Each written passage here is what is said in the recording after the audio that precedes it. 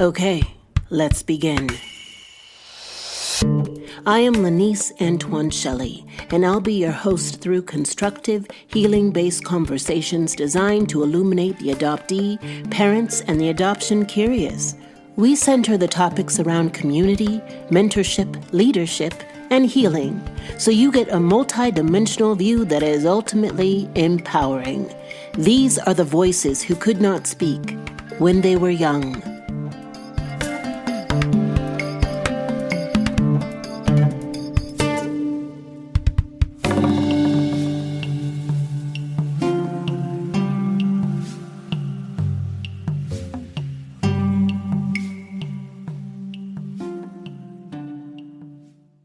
Hey y'all, if you've seen me on Instagram, I'm in my summer glow phase and I am unapologetic about it. My hair is luscious. Fun fact, I didn't start properly treating and doing my own hair until I was a grown adult because like many Black adoptees, no one showed me how to do my own hair. And because I love you all so much, I'm going to share with you my hair secret. I'm always on the lookout for things you'd love and things that will enhance your well-being inside and out. We Unique Cosmetics sent me their Moisture Lock pomade and scalp and hair therapy oil from their Metamorphosis line, and it's so decadent, light, and nourishing, fam. This has become a hair routine staple. It has a soft lemongrass scent that people comment on when I walk by or when they're doing my hair because now I have boho locks. They also sent me a 15% discount link for you to try their products and hair tutorial service. And Unique Cosmetics is Black owned and operated by a mother and daughter duo dedicated to helping the adoptee community. Check out the link in the show notes. And this is for all ages, fam. So tell your friends. So come on, embark on a hair-loving journey with We Unique World. From interactive workshops to premium products, they're all about empowering you to embrace your unique hair journey. Because remember, all hair is good hair, especially when it's healthy. Hello, fam.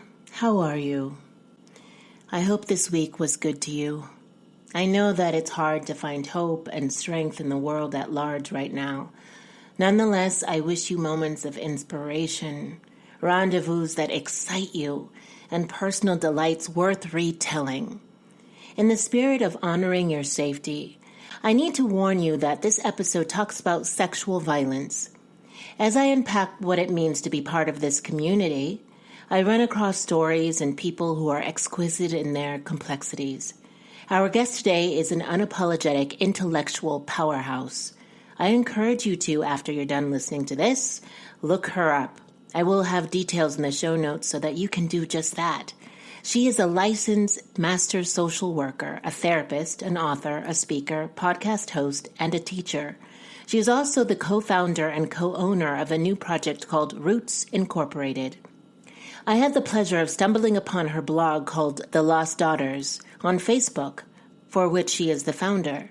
We are here to talk about the indelible power of the Lost Daughters and her invaluable contributions to adoptees of all backgrounds. Please welcome Amanda Transue-Woolston. Oh my gosh, we did it! We did it! I'm so excited. Okay. It's the small victories, right? Right? Exactly. God. Exactly. Okay. It seems to be working. Yay. How are you? How is your heart? I'm all right. Yeah. I'm all right. Yeah. It's one day at a time, you know? Mm-hmm. I hear that. But hanging in there. And from looking you up, you are so busy doing... I know. I don't know why I do that to myself. I really don't. But it's okay. I do that too. I always have to you're very busy. Oh my gosh. Are you kidding me? I always have to keep moving. Like when I slow down, everything just like catches up emotionally. And I really have to allow myself the time for it to process and sink in. But it is a mindful act. Like I'm like, yes, this is me not listening to a podcast. Yeah, right. This is me not watching anything. Like, yes. Yes. I'm very aware of it. Your blog is so great. Thanks. I actually contributed to it before I knew what it was. Oh, yeah, I saw that. I loved it. Yeah. And then I looked it up and I was just like, this is really awesome work. And I love what you're doing and your mission of empowerment and peace. How did you come across creating this blog? I decided, so there's like a whole like historical story here. I don't know how long it's, I think we hit our 10-year anniversary recently. I created Lost Daughters to address burnout in the adoptee community. Around this time in our online community, being on social media outlets like Twitter or Instagram wasn't very big yet. Both Twitter and especially Instagram were pretty new. And not even many of us had Facebook pages or anything to help us with kind of getting ourselves out there and managing an audience yet. So if you were an adoptee writing about adoption, it was popular to do this on a blog. Mm-hmm. And this became labor intensive for like three main reasons that I wanted to address with Lost Daughters.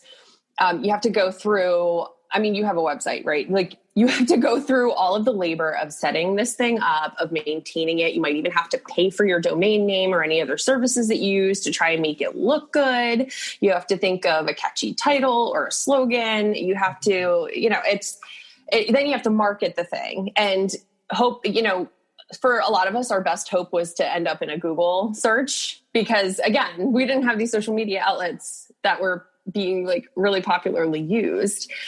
Then you have all of the labor of the research, the actual writing, and all of the editing. It can take me 10 to 20 hours for just one blog post, depending on how much that I put in it personally. You have to make graphics for it. You have to make it look nice. Like you have to, you're putting out something that's probably deeply personal to you and very draining to write in and of itself.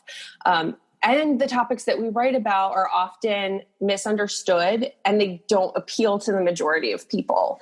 Not many people in the world are adopted or think about adoption very often. So we're faced with having to make like this firm appeal in every single blog post, telling people why they should even care. And so that's just that was exhausting and draining. And then unfortunately, it wasn't even the most draining part. The third big aspect that was important to me with Lost Daughters is beyond maintaining the blog, beyond all of the labor of writing, you then have to address the comments and the emails that you get as a result of what you wrote. Some of us even had to deal with being plagiarized. I'm plagiarized constantly. I can't even do anything about it anymore. Like I just see stuff that I have written verbatim, just everywhere. But being plagiarized constantly and also like being called out or featured like in news articles and stuff, like even international news, as a result of what we would write. And that's, I don't have a publicist, that's a lot. And the comments on some of these blog posts and the commenters that would frequently show up, they were probably even the most difficult part. An adoptee blogger would really pour out their heart to share something. People would sometimes then comment really defensively or dismissively. In the comment section of adoptees of color, some of the comments were like, you had the added layer of racism or being like very Western exceptionalist and kind of insulting towards the adoptee's original country. And that's just was deeply hurtful. So these types of interactions became kind of like the straw that broke the camel's back for some adoptees.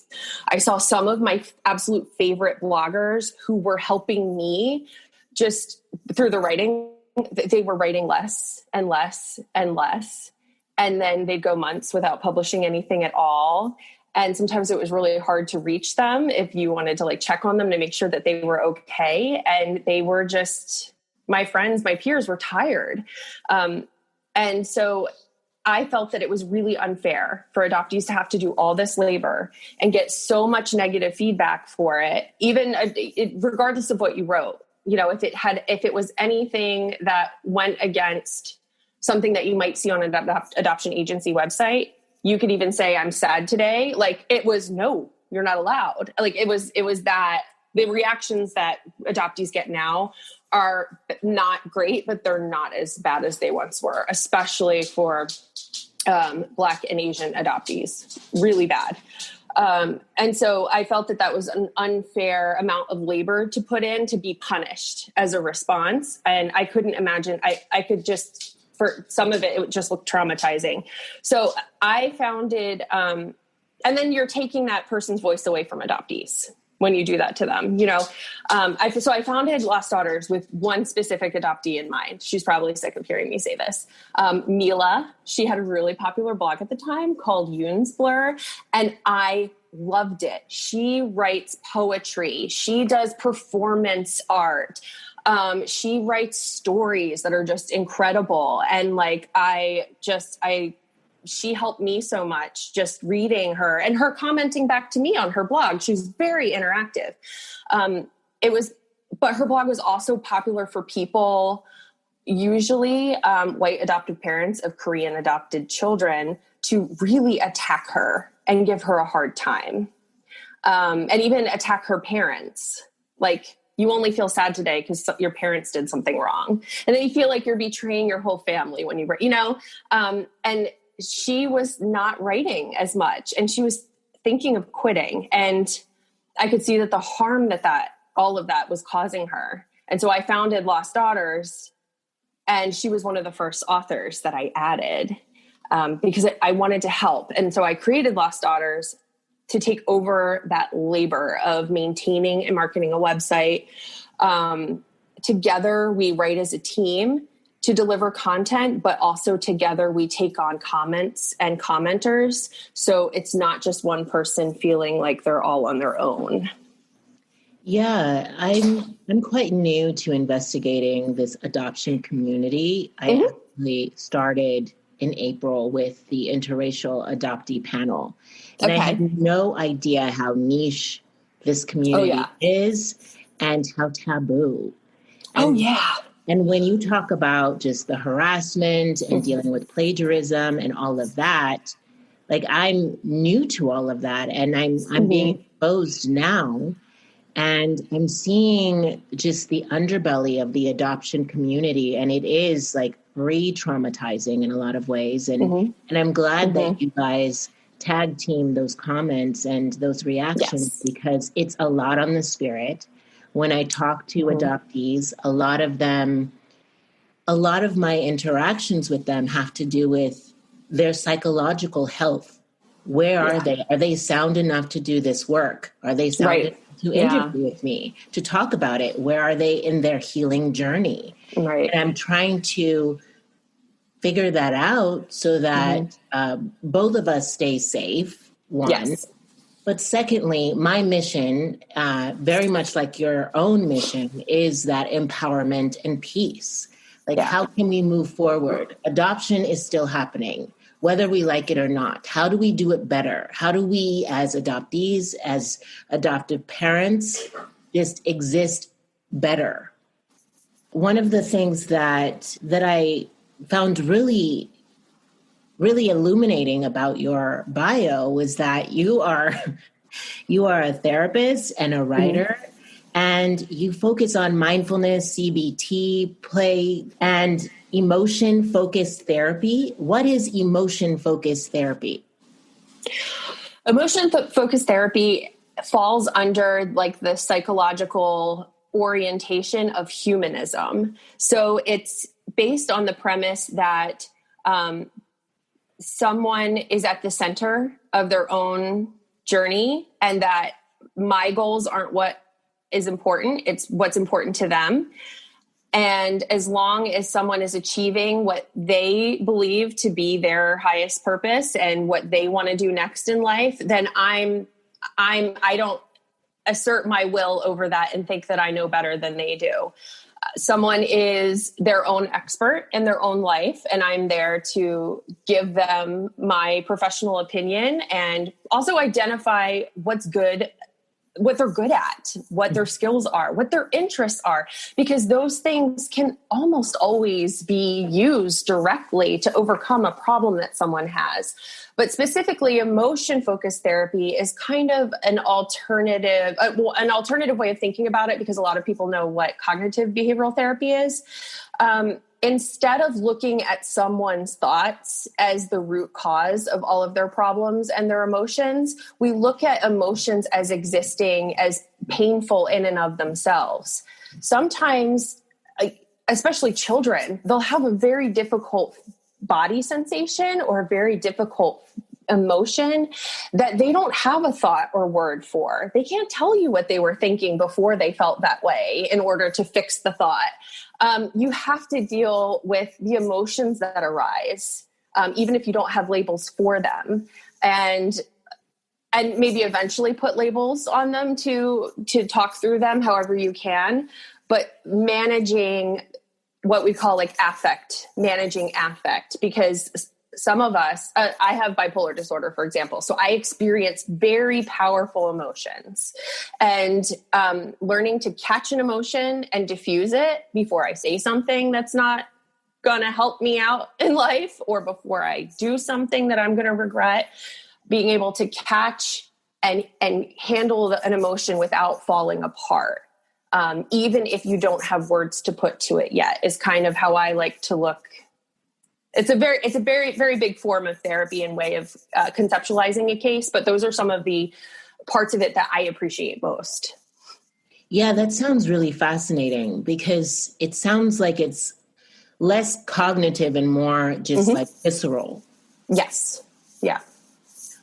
So being an adoptee, how has that informed your work as a writer, as a therapist? And did you plan for that to happen? No, I did not plan for that to happen. I started out as a writer I was never a writer. I hated writing. And I never thought that I would ever be a writer of any kind. But I started out because I was trying to locate my family of origin. I was born in a state where there is like a reunion service if you're even eligible for it at all. And it's several hundreds of dollars, and there's no guarantee that they will find your original family. And so I'm like, I need to also hustle and try some strategies myself, because I don't like to be told no.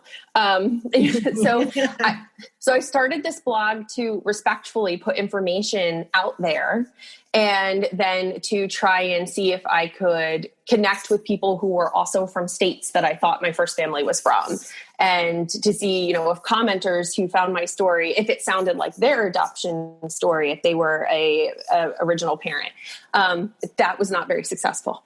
But when that happened, other adoptees were finding me and commenting like, I really like this, or what do you think about that? Or, wow, I really like how you said that. No one has ever said that to me before. Like, I like how you word things.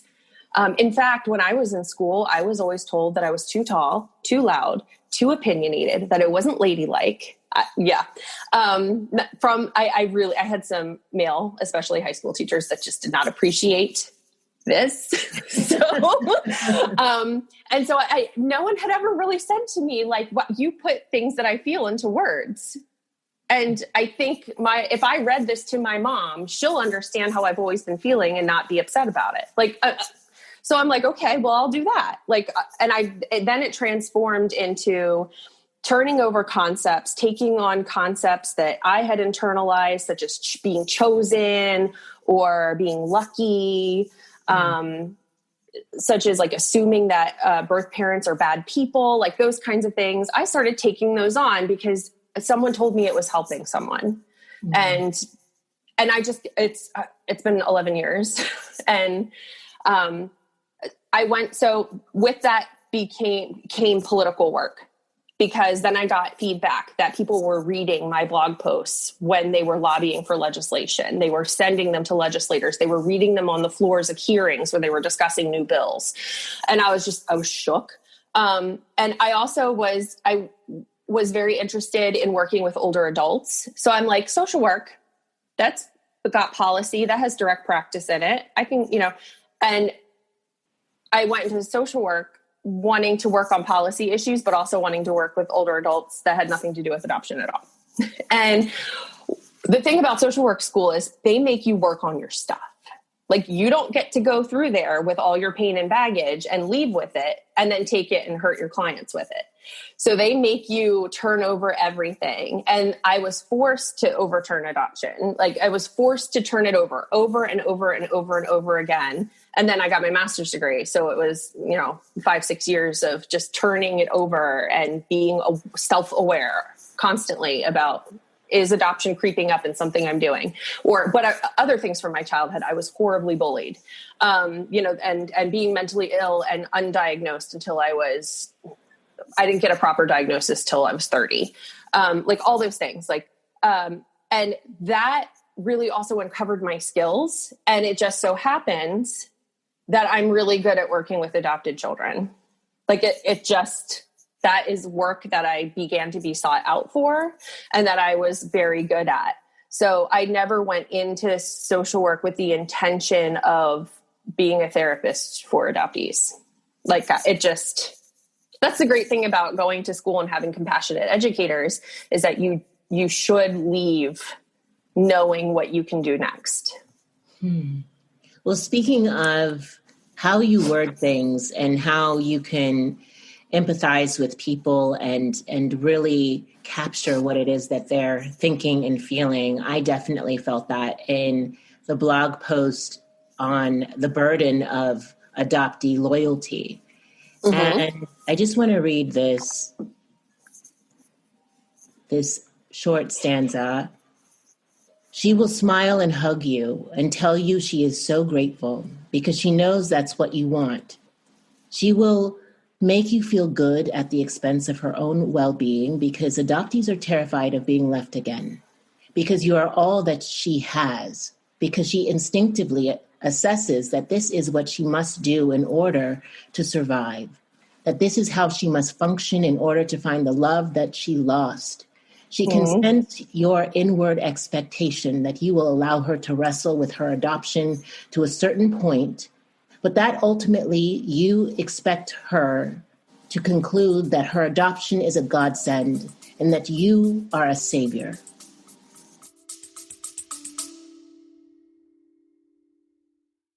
Hey, I want to share with you something that has changed my life. It's more like someone, my therapist. Why is she so important? Well, because I want to win in this life. I want to break through the carousel of stories I've compiled that hold me back, that keep me from expanding into my full potentiality. Stories of unworthiness, not enoughness, and even stories of questioning why I am here. I also want to stop dumping my unsorted feelings on the people around me and reacting with the same behavioral patterns that keep me stuck. Conversations with my therapist have made me more confident, clearer in my intention, and more centered in my spirit. That is why I am elated that we are sponsored by BetterHelp, where you can, from wherever you happen to be right now, match with a therapist tailored to your exact needs. With BetterHelp, you can tap into a network of over 30,000 licensed and experienced therapists who can help you with a wide range of issues. Someone who you can text at any time and schedule online for either a chat, Zoom, or phone call. And if it turns out that your therapist isn't the right fit, you can switch to a new therapist at no additional cost. Visit the link in the show notes, betterhelp.com, when they were young, to get 10% off the first month. You need to click the link in the show notes in order to get the 10% discount. I want to see you win, beloved. Let's do it together. Visit the link, betterhelp.com, when they were young.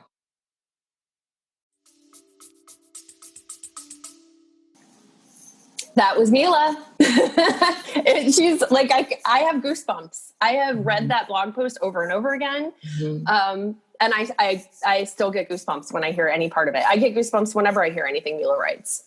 Yeah. It's a powerful thing, an outlet and platform that you've created for adoptees to bring forth their feelings in such a way where we can in a sense, vicariously express ourselves. Yeah. Right? Like this particular language isn't you, from you, but you created birth for it to happen, which is a powerful thing. Yeah. And the adoptee loyalty, the sense of saviorism, and the sense of indebtedness that a lot of adoptees feel when dealing with their adoptive parents. What are your thoughts on that, on adoptee loyalty? So it's very normal. Sorry. That's one thing that I always love to point to for people to understand about adoptees is that you can take normal developmental psychology and be culturally competent in adoption. And it's not something like new or special, like that you have to understand. So like adoptees are normal people and we're not often treated that way. So I always, when we call it adoptee loyalty, it's the adoptee's version of a concept that already exists in psychology. Sometimes it's called like the family ledger. There are different ways of like conceptualizing it, and different famous, theorists call it different things. But we all have a propensity to feel loyal to our parents. And there's a famous psychologist called Naj, and he said that people tend to feel loyal to their parents as a way of giving back because we couldn't give back during our childhoods. Childhood is a time of being really dependent, and you do a lot of taking, and like we can be loyal to our parents by like behaving. Maybe I didn't behave.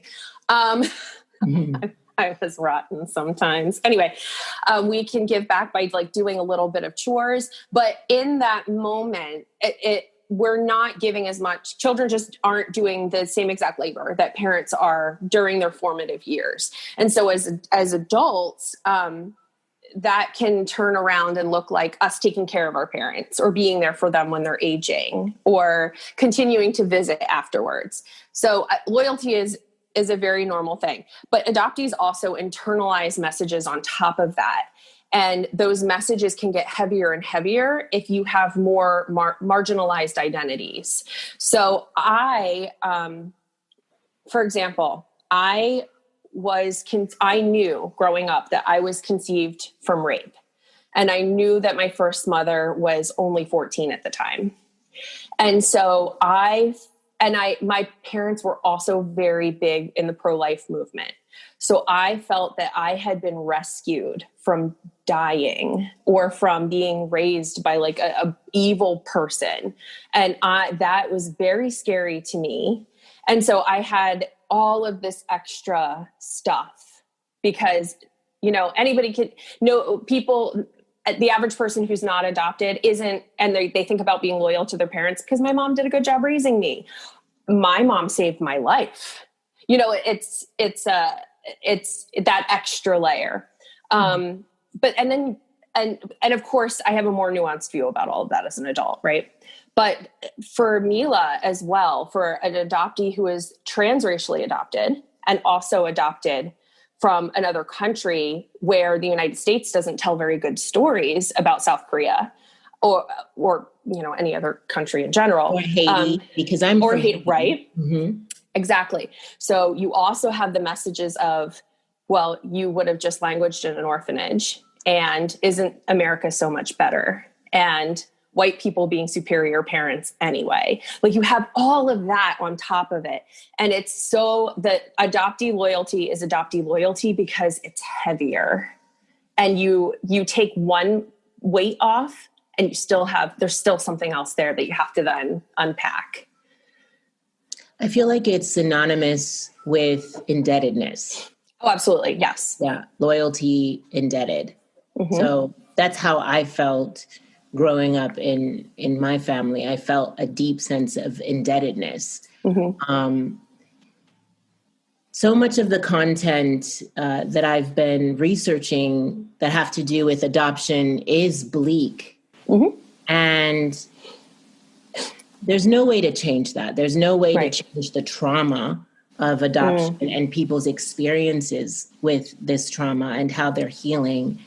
But it's so disconcerting that so much of the content from adoptees is bleak, and their experiences, their recounts of what happened, how they were raised, what they feel about their biological families is negative. How did you come to a place where you could find empowerment and peace? A lot of personal work on myself, but I also had less work to do, if that makes sense. I'm not daily battling with racism. I'm not daily battling with not being able to afford things or have food to eat. I am generally well, so I'm not battling illnesses. I had loving, doting parents who could give me a nice life and also afford things that help develop and nurture my interests. So I have bad memories from childhood, mostly from being bullied, but I'm not dealing with some of the trauma memories that some adoptees have. So I already start out from a place of privilege where, I'm given a leg up, and I have to acknowledge that, because I don't know especially with undiagnosed bipolar disorder till I was 30, if I had to deal with some of the additional traumas and daily assaults that other adoptees do, I don't think I would be here. I don't know if I could have handled all of that. So, I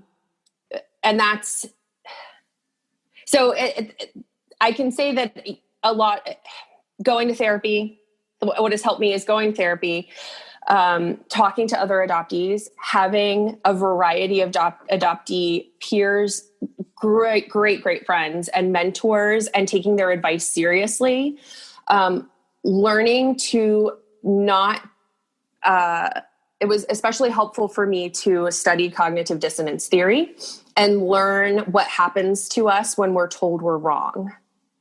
And I can either double down and defend myself and become more hardened in my previous belief, whatever someone is telling me is wrong, or I can go and be a scientist and examine it and change my idea if I need to be more accurate or more compassionate or more honest or more helpful.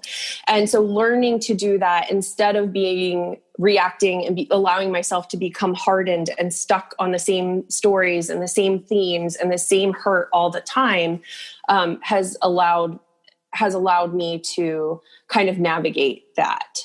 So yeah, it's also a continual journey, because there's some days that I wake up and I think I'm completely worthless and I'm not going to put anything on my blog or my Instagram today because I have nothing to offer anyone. I have days like that all the time. Oh, absolutely. Well, The healing is nonlinear. Yes, and absolutely. I think we all have days where we backslide and we just don't want to get out of bed because of one reason or the other. But I think it's incredible that you've created this community with lost daughters. Yeah. And you've really collected a diverse group of adoptees from all over the world who can give voice to what it is that they're going through. Yeah. And I love them all. They're all great friends. Yeah. So where can people find you, and what else are you up to? So currently I'm doing mentorship and consultations virtually, but I'm not in therapeutic practice anymore right now because I've been teaching for the last 3 years. So I teach psychology and sociology and social work, and I supervise clinical students. And then I have my own kind of virtual classes and competencies that I teach, and I do tutoring so that professionals can pass their licensing exams or prepare for the next level of grad school. I'm into teaching now, and I absolutely love it. So, but I'm still writing. I have a podcast now. What is it? What's its name? It's called The Declassified Adoptee Living Out Loud. And that title comes from an event that Lost Daughters held several years ago, where a bunch of us got together and we read pieces from an anthology we published. We did spoken word poetry. We met with the children's ambassador to the United Nations. It was so great. So, yes. So the Declassified Adoptee Living Out Loud. I still blog, not as often. And most of my stuff can be found by going to either AmandaWoolston.com or declassifiedadoptee.com. I love that. And is your podcast live now? Can we look forward to it now? It's on Anchor. Like, it's through Anchor, and it's on 7 different platforms through Anchor, so which includes Apple Podcasts.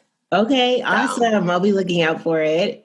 I just want to say, Amanda, I thank you so much for your vulnerability and your just openness in this conversation. That's not easy. It takes so much courage to even be here today. But if you can tell us where in your life that you think you can apply courage in other ways, I think people can really learn from you. So what do you think? Where in your life can you apply courage? Well, thank you for having me and for having a safe space so that I can be vulnerable. And that's an important element of courage. One thing that I have been telling adoptees and myself for years about courage is that you have already been abandoned, rejected, left alone, whatever happened in your story or however you experienced it. That has already happened to you once when you were the least likely to survive, the most absolutely vulnerable and out of every stage of development, and you survived it. What can't you do now? Like a boyfriend or a spouse is rejecting you, a friend is being mean to you, you didn't get the job, you didn't get into the first couple colleges you applied to. You're an expert at surviving and moving on and making it happen. And it's not necessarily because of that early adverse childhood experience, it's despite it. Like, you conquered it. Like, you don't have to be thankful for it and say, well, I only got to where I am today. Like, some people feel really hurt by that narrative. I got to where I am because of all the bad things that I went through. Therefore, I have to appreciate them. And that's one thing as an emotion-focused, my dog is scratching and jangling his, sorry. That's one thing as an emotion-focused therapist that I tell people, you don't have to police your thoughts, right? However you feel is okay as long as you still like yourself. And so you don't have to appreciate the original abandonment or rejections, but you can appreciate yourself and that you survived despite it. And that has given you armor and skills that other people who didn't go through that, they don't have. So, and that I still say that to myself today. Mm-hmm. And it's just reframing it, right? We're not denying what happened, but we're reframing it, and we're empowering ourselves, and we're finding a deeper sense of peace so that we can move forward with our lives. And that's what this is about. How do we move forward together? Yes. I love that. I completely agree. Yes. Well, thank you so much, Amanda. It was wonderful meeting you. And I look forward to reading more on your blog and listening to your podcast. And now we are sisters in solidarity. So absolutely. Yes. Thank you. This was so great. Thank you for inviting me.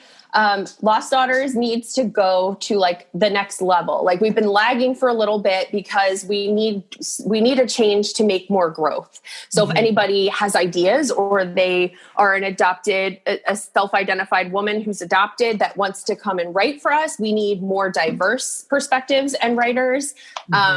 We need it. Like, we're ready for our next stage of growth. So I think you are like an amazing gift to us as a part of that. But if your listeners and your fans like have any ideas and they want to be a part of it, like, our door is open for that feedback.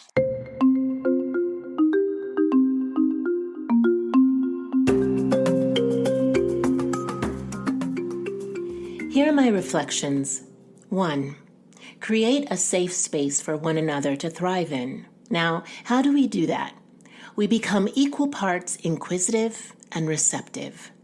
We're all engaged in our own internal battles, especially now, so judge gently. 2. The burden of adoptee loyalty is real and can be crippling. As quoted before, people tend to stay loyal to their parents as a way of giving back because they couldn't give back during their childhood. So set adoptees free. Give them permission to find their way and define what family means to them. You do that by supporting them in their own quest for identity and reunification, because not only is it the right thing to do, it's a powerful opportunity to bond. 3. To fortify your mental health, it's okay to go into self-preservation mode, whatever that is for you. Therapists are being overrun right now, but there are many still available, and I've listed a few who happen to be adoptees on my resource page at laniceantoincelli.com. If talk therapy does not resonate with you, that's fine too. It's not the only path. Honor what's right for you. I personally am still in search of the right match. I've utilized journaling, meditation, exercise, and you can even find a life coach, trusted friend, any rituals that allow you to move the trauma. Don't let it stay stagnant, lest it erode your spirit. Okay, fam, that's enough for this week. Thank you for joining me and supporting this great work of empowerment and peace. Another beautiful episode. Thank you so much for listening, and thank you to my guest today. If you liked this episode, the best way to support me and this work is to write an iTunes review, a 5-star review. This helps us reach the top of searches and helps more people to find us. And if you personally want to connect, please reach out on Instagram or Facebook. And I have some great resource material on my website at laniceantoincelli.com. So go on over there too. Until next we meet, go gently and have courage, my love.